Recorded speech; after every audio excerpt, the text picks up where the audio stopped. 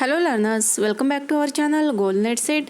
अगर आप इस चैनल पर न्यू है तो प्लीज़ चैनल को सब्सक्राइब करो एंड बेल आइकन को प्रेस करो ताकि आपको नोटिफिकेशंस मिलती रहे जब भी मैं न्यू वीडियो अपलोड करूं। Please like, share and subscribe to the channel. Your door to the future starts from the goalnet set. Your future is just ahead, so please keep watching the GoalNet set. Thank you so much.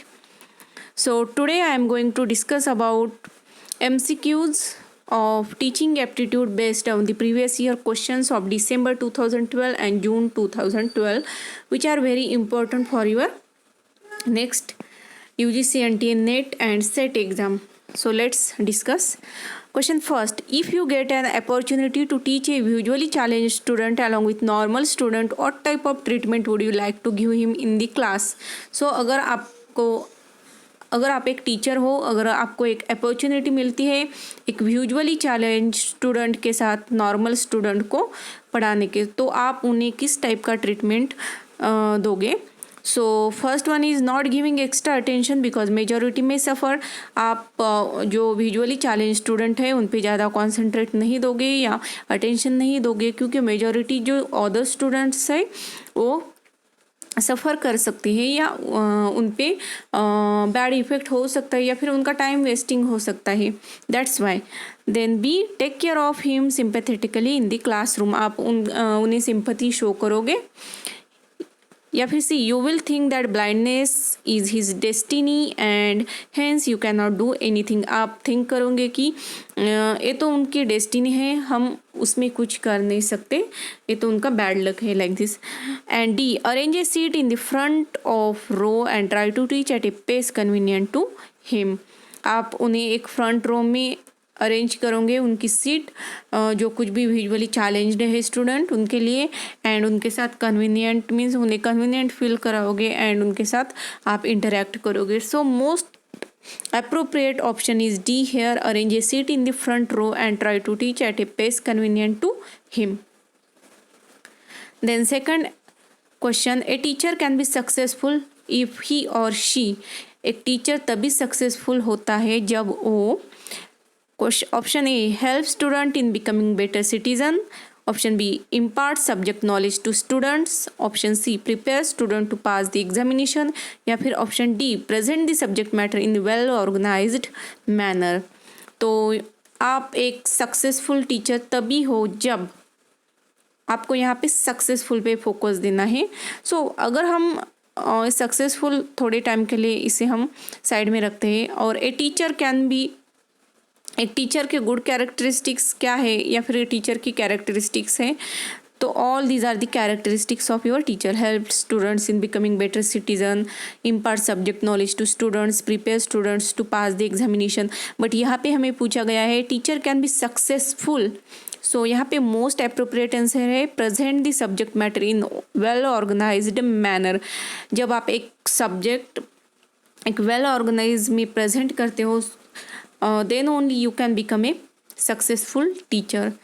सो यहाँ पे जिस तरह से question पूछा जाता है, कभी कभी होता है कि आपको सभी ऑप्शन सही लगते हैं, तो तब हमें क्वेश्चन बार बार रीड करना चाहिए, उस पर किस चीज़ पे फोकस देना चाहिए या दिया है ये चेक करना चाहिए, और तभी समझ में नहीं आता तो लास्ट ऑप्शन है आपको जब भी टीचर स्पेशली टीचिंग एप्टीट्यूड के लिए जब भी टीचर या स्टूडेंट के बारे में आपको क्वेश्चन पूछते हैं, तो आपको वहाँ पे अपने आप को वहाँ पे प्लेस करके देखना है कि उस सिचुएशन में आप क्या करोगे, then you will get answer.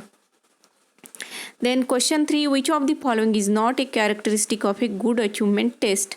तो यहाँ पे कौन सी एक गुड अचीवमेंट टेस्ट नहीं है? Reliability, objectivity, ambiguity and validity. So we know reliability is a good achievement test, विश्वसनीयता जिसे हम कहते हैं। देन ऑब्जेक्टिविटी, अगर आप कोई बायसनेस नहीं करते, so that is also a good achievement test. Then validity जिसे हम वैधता कहते हैं, so that is also a characteristic of a good achievement test. Only ambiguity, जहाँ पे बायसनेस आता है, that is not a characteristic of a good achievement test. So here answer is the ambiguity. Then next question, which of the following does not belong to a project aid. इस option में से आपका project aid कौन सा नहीं है?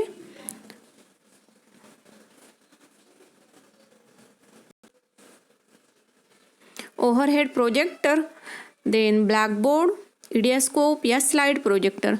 तो यहाँ पे एक ट्रिक है, let's see which of the following does not belong to a project aid. आपको पूछा गया है प्रोजेक्ट एड नीचे में से मीन्स कौन सा जो है नीचे दिए गए ऑप्शन में से जो प्रोजेक्टर या प्रोजेक्ट एड नहीं है। सो यहाँ पे name itself shows overhead projector then slide projector. So फिर क्या आता है black board and epidiascope. So black board तो हम ट्रेडिशनल मेथड में मीन्स हमारे बचपन से देखते आए हैं, this is not a project aid. Okay, and epidiascope अगर हमें इसके बारे में पता नहीं है फिर भी ये क्या है, गैजेट है या फिर मशीन है, that is the recent invention. So obviously here आपका आंसर होना चाहिए blackboard. So black board is the correct answer here. Then question 5, for a teacher which of the following methods would be correct for writing on the blackboard. एक teacher के लिए कौन सा method correct है black board पे लिखने के लिए। Writing fast and as clearly as possible, आपको बहुत फास्ट लिखना चाहिए, as clearly as possible. As clearly as possible is correct but fast is not. Then writing the matter first and then asking students to read it, आपको हर समय कुछ लिखना चाहिए और फिर स्टूडेंट को रीड करने के लिए बोलना चाहिए हर एक टाइम, तो that is the total wasting of time. So this is not correct. Then C asking a question to students and then writing the answer as stated by them, तो आपको फर्स्ट स्टूडेंट को ask करना चाहिए question के लिए and then आपको answer लिखना चाहिए, this is also not correct. And option D, writing the important points as clearly as possible, yes writing you have to writing the important points as clearly as possible, this is the correct option. Then next question, dynamic approach to teaching means, so there are two approach, static and dynamic. So static means which remains constant and dynamic means which changes continuously. So dynamic approach to teaching means teaching should be forceful and effective, no, teacher should be energetic and dynamic, no, हमें इसका तो answer देना है कि what is meaning of dynamic. The topics of teaching should not be static but dynamic, no, this is not explaining the proper meaning. And D, the student should be required to learn through activities, yes we already discussed in the traditional method. या फिर means active learning हम किसे कहते हैं, जो कुछ भी teacher बच्चों को सिखाते हैं through the different quizzes and through the discussion या फिर डिफरेंट गेम्स के थ्रू, तो that is the active learning. So the student should be required to learn through activities and that is your dynamic approach, means बच्चे इससे bore भी नहीं होंगे और वो लॉन्ग टर्म तक मेमोरी में उनके वो रिटेन रहेगा, तो that is the your dynamic approach. Then next question 7, for an efficient and durable learning, learner should have ability to learn only, requisite level of motivation only, option C opportunities to learn only, या फिर option D desired level of ability and motivation.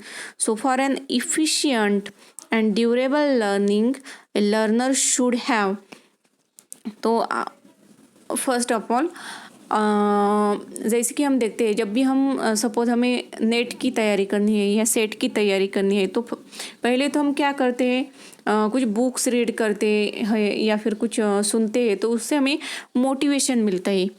Okay, so motivation मिलने के बाद student दो type के होते हैं, एक स्टूडेंट जो 1-2 दिन तक पढ़ाई करते हैं या इनका मोटिवेशन रहता है उनके दिमाग में कि ये मुझे करना है, लेकिन कुछ स्टूडेंट होते हैं कि वो अंदर विदिन 15 डेज वो भूल जाते हैं कि मीन ऐसा कुछ सुना था और मीन्स पढ़ाई चालू करनी है या मीन्स मुझे उसमें कंटिन्यूअसली रहना है। तो इस तरह से, तो for an efficient and durable learning, learner should have desired level of ability and motivation. तो सिर्फ मोटिवेशन सिर्फ यहाँ पे आपको नहीं चाहिए, तो उसके हिसाब से डिजायर लेवल ऑफ एबिलिटी आपको उसमें वो कॉन्स्टेंटली आपको स्पीड मेंटेन करनी है, आपको स्टडी करनी है, then only you can get the success. So यहाँ पे proper answer is your D.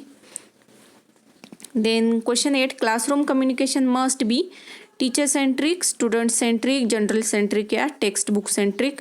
So obviously classroom communication must be student centric. We already discussed in traditional method the classroom communication was teacher centric, but nowadays it changes to student centric. So option B is the correct here. Then question number 9, the best method of teaching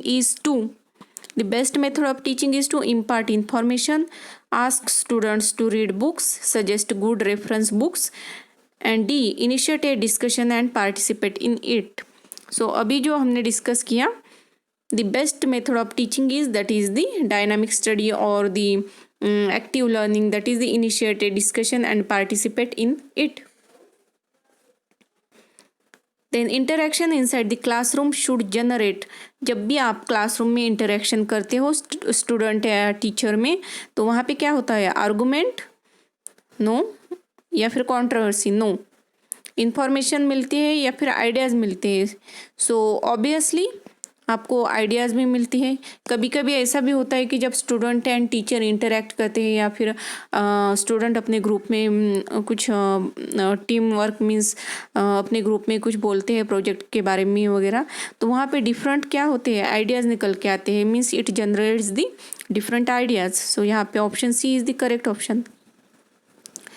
Then question 10, spare the rod and spoil the child gives the message that. So this is the proverb, spare the rod and spoil the child gives the message that. तो इसका meaning क्या है? So if children are not physically punished when they do wrong, their personal development will suffer. Means जब children कोई wrong thing करते हैं और हम उसे पनिशमेंट नहीं देते तो क्या होता है, वहाँ पर उनका personal development will suffer. Means वहाँ पे चांसेस होते हैं कि उनका डिसिप्लिन मीन्स वो आगे फ्यूचर में उन्हें वो डिसिप्लिन नहीं होंगे. तो इसके लिए हमें क्या करना चाहिए, उन्हें पनिशमेंट भी जरूरी है. So that is the meaning of spare the rod and spoil the child gives the message that undesirable behaviour must be punished. So that is the meaning of spare the rod and spoil the child. So this is the some MCQs of previous years based on the teaching aptitude. I hope आपको इसका explanation समझ में आया होगा. Thank you so much.